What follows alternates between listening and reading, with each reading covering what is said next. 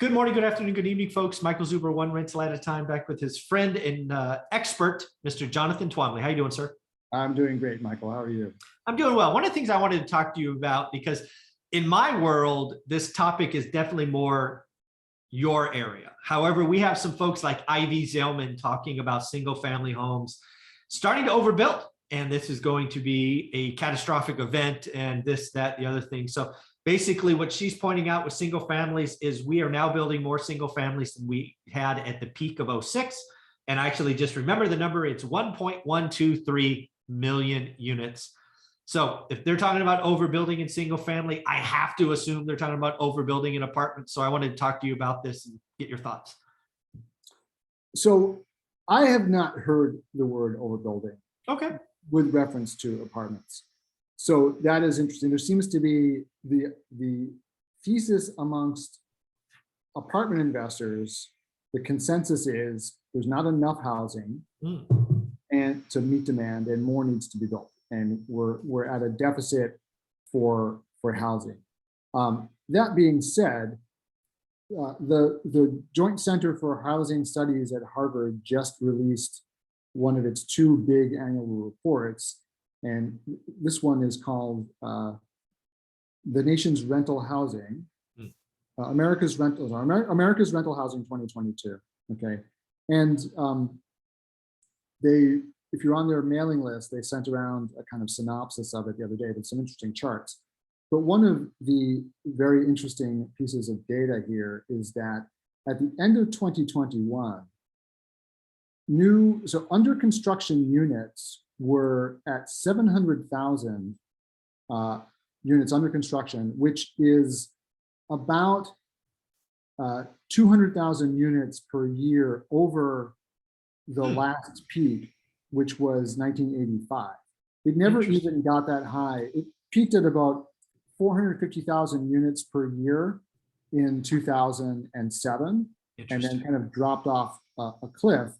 But by 2013, it was back at the recession peak. And since basically 2016, we've been building more than 600,000 units a year, and it actually ticked up last year. And so there are a lot of units coming online. And the way that the industry works is they all tend to come online in the same areas, right? This is not evenly distributed throughout the country. Exactly. These units are coming online in the same places, basically because lenders are looking at like, okay, Dallas is safe because of the amount of people moving in or whatever. Meanwhile, they are more reluctant to lend in other places where maybe there are pressures, but they just aren't as acute. So and it was just real estate always has a very herd mentality to it, right? So you see that happening. So I think that, I have not heard anybody mention the O word yet, but the O word, I like that. The O word. I'm like, O word. Oh, overbuilt. Got it. The O word. What? Yeah, the O word. So it's but this is something that we should definitely track, because I think it could. It's really not nationwide, but I think in specific markets where there's just been a frenzy of activity, and everybody's sort of rushing to the same spot to build. And there are certain markets that have historically had real boom and bust. For sure. Right. So like Atlanta is famous for overbuilding and then crashing, right? Yeah. And over and over and over again. Indianapolis has a good record of overbuilding and crashing. Yeah. We haven't seen it in Texas yet, because Texas, up until now, Texas has been relatively like they kind of kept their wits about them during the housing crisis, right? They did, yeah. What people don't realize about Texas is they didn't have the boom and bust cycle like California. A lot of that was because of the lending rules in Texas.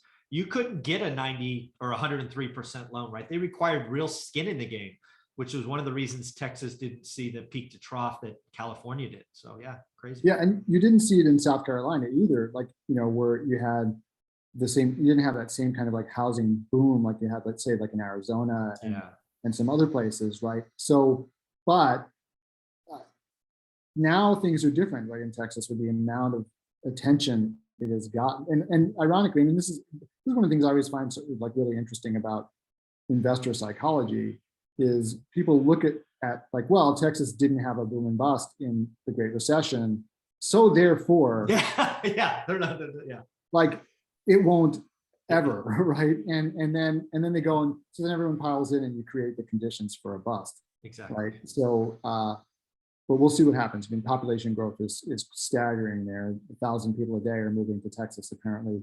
Yeah. So it's, you know, there's a lot of demand certainly. So maybe the absorption is possible, but I think that yeah, it's funny when you talk about the multifamily angle, it's exactly what's happening in single family. So first off, what I would tell someone who sees Ivy Zellman's talk about 1.123 being above the 06 peak and thus it's a problem, that's a leap.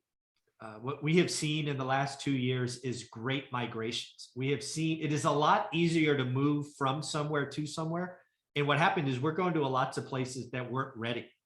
So over the last 2 years, you've seen a lot of builders start to step up and buy land and make lots and start building. So it makes total sense that we are seeing peak single family housing build because there are lots of cities that weren't ready. Like Boise, Idaho is the great example, in my opinion, right? You saw huge home appreciation the last couple of years. It's because you weren't ready, right? A lot of California money went to Boise. Boise wasn't building anything, or at least anything at scale. Right. Prices exploded. So guess what? Builders show up and start building.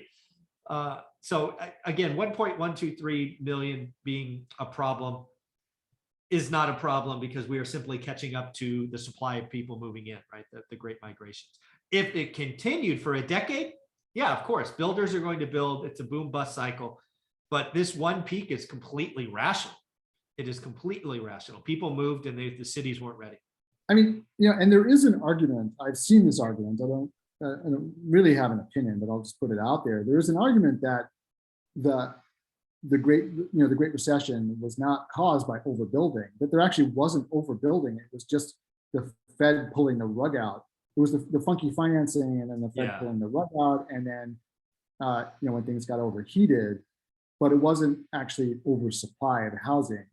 You know, there's some people say that actually even then we're not building enough housing given the population, you know, increase. And we have, the population is bigger now than it was in 2006, 2007, right? So the fact that we passed that peak doesn't necessarily mean that this is a huge problem. But I'm definitely going to go watch her talk and see for myself. I mean, I've been meaning to do so for a while. But I think that, just, you know, looking at, say, the peak building number doesn't necessarily mean that we have, you know, a problem. And a lot of people are continuing to say, well, look, there was underbuilding in the multifamily business for a long time, and now we're just, like you said, catching up. That's why, you know, rents have gone up, you know, 10, 15, 20% in some markets in the space of a year, because the demand just outstrips the supply by so much. So, you know, we shall see. Yeah. So in the end, folks, at least on the single family side, 1.123, it's funny. It's just a perfect symmetrical number. It's not a problem. If it continued for 5 or 6 years, we can have that discussion, but just because we're today over 06. And then let's not forget one other variable about today is we're going to have a bunch of family formations because it was really restricted the last couple of years, people moving home, doing all that. Family formations are going to go up, relationships, kids, all of that. So we are due for some single family home development, in my opinion.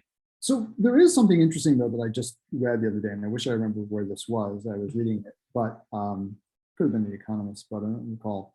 There, you know, we keep on talking. We hear about all this population movement, right? From California to the Southwest, to Texas, you know, from the Northeast to the Southeast. However, Americans actually are less mobile right now than any time in American history. Fewer people move than ever before. And part of it is due to the aging population.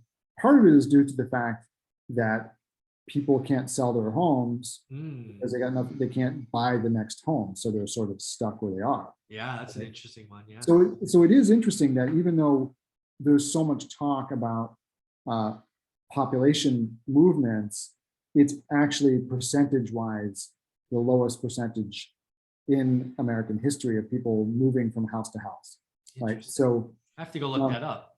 yeah, and then the other thing is that population growth is slowing in the United States. I mean, the increase between 2010 and 2020 was the slowest in American history since the Great Depression. And that is something to kind of keep an eye on as well. For sure. As the population continues to age. And if this, frankly, housing puts a strain on families, right? It puts a strain on, it makes it more difficult to have more children, right? And so people make the decision to have fewer children. You know, that's especially, you're talking about, you know, the biggest cities or the most populous places are the most expensive generally, and it gets harder and harder to have more children, right? So that's something else to keep an eye on. So who knows? I mean, I'm going to go watch Ivy Zelman's talk. Maybe she talks about, you know, maybe her argument is that these two trends are intersecting with each other, building more and fewer babies and stuff like that. So a little bit of that for sure. Yeah. So we'll see. But very cool. Interesting stuff. Well, Jonathan, how can people follow you, get part of your world? So numerous ways. If you want to get on my investor list, Google Two Bridges Asset Management, and you can fill out the investor form.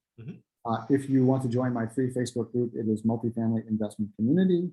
And if you would like to join my paid coaching program, where you get a call with me every month, get access to all my materials and other stuff, that is multifamilylaunchpad.org/join.